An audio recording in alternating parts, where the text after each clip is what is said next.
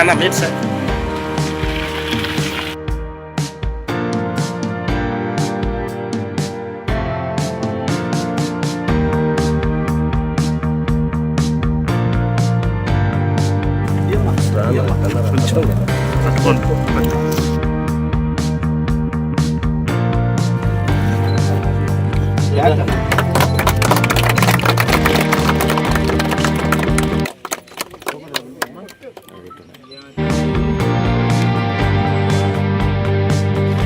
Nellore rural నియోజకవర్గం పాత వెల్లంటి గ్రామంలో ఈ చుట్టుపక్కల గ్రామాలకి కరెంటు ఇబ్బందులు లేకుండా చేసేదానికి నాణ్యమైన కరెంటు అటు ప్రజలకి రైతులకి చిన్న చిన్న వ్యాపారస్తులకి అందించేదానికి 3,11,00,000 రూపాయల వ్యయంతో ఈరోజు శంకుస్థాపన చేసుకున్నాం.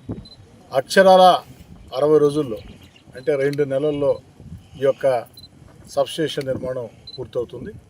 ఇది పూర్తయితే గొల్లకందుకూరు, సజ్జాపురం, కొత్త వెల్లంటి, పాత వెల్లంటి, కందమూరు ఈ 5 గ్రామాలకి నాణ్యమైన కరెంటు రావటం కాకుండా అంతరాలు లేని కరెంటు, ఎలాంటి అవాంతరాలు లేని కరెంటు రావటం కాకుండా సౌత్ మోపూర్ మీద కూడా ఒత్తిడి తగ్గుతుంది.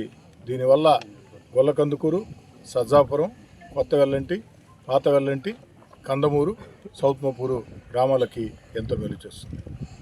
అంతేకాకుండా 3 ఫేస్ కరెంట్ 24 గంటల కరెంట్ నెల్లూరు రూరల్ మండలంలో అన్ని గ్రామాలకి అందించేదానికి పనులు వేగవంతంగా జరుగుతున్నాయి. ఆగస్టు 30 లోపు అవన్నీ కూడా పూర్తవుతాయి.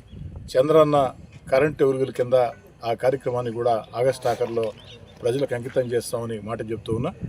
రాష్ట్రంలో తెలుగుదేశం పార్టీ కూటమి అధికారంలోకి వచ్చిన తర్వాత, చంద్రబాబు నాయుడు గారు ముఖ్యమంత్రి అయిన తర్వాత అన్ని రకాల అభివృద్ధి, సంక్షేమం రాష్ట్రం అన్ని రకాల ముందుకు సాగుతుంది.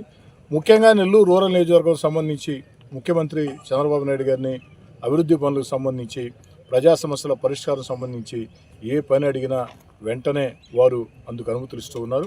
నెల్లూరు రూరల్ నియోజకవర్గ పక్షాన ముఖ్యమంత్రి చంద్రబాబు నాయుడు గారికి ప్రత్యేకంగా ధన్యవాదాలు తెలియజేసుకుంటూ, నాది ఒకే ఫందా, ఎన్నికల వేళ మాత్రమే పార్టీ జెండాలు అజెండాలు, ఎన్నికలు పూర్తయిన తర్వాత ఎన్నికలు లేని వేళ పార్టీ జెండా అజెండాలకి అతీతంగా ప్రజా సమస్యల పరిష్కారం, అభివృద్ధి కార్యక్రమాలు ఓ శాసనసభ్యుడిగా ఎన్ని రకాల ప్రయత్నాలు ఉంటే అన్ని రకాల ప్రయత్నాలు చేసి అధికారుల చుట్టూ అనేక సార్లు కలిసి తిరిగి మాట్లాడి, మంత్రుల చుట్టూ కలిసి తిరిగి మాట్లాడి, ప్రభుత్వం చుట్టూ కలిసి తిరిగి మాట్లాడి వీలైనంత ఎక్కువ ఈ ప్రాంతంలో చేయాలని చెప్పిన ఆకాంక్ష.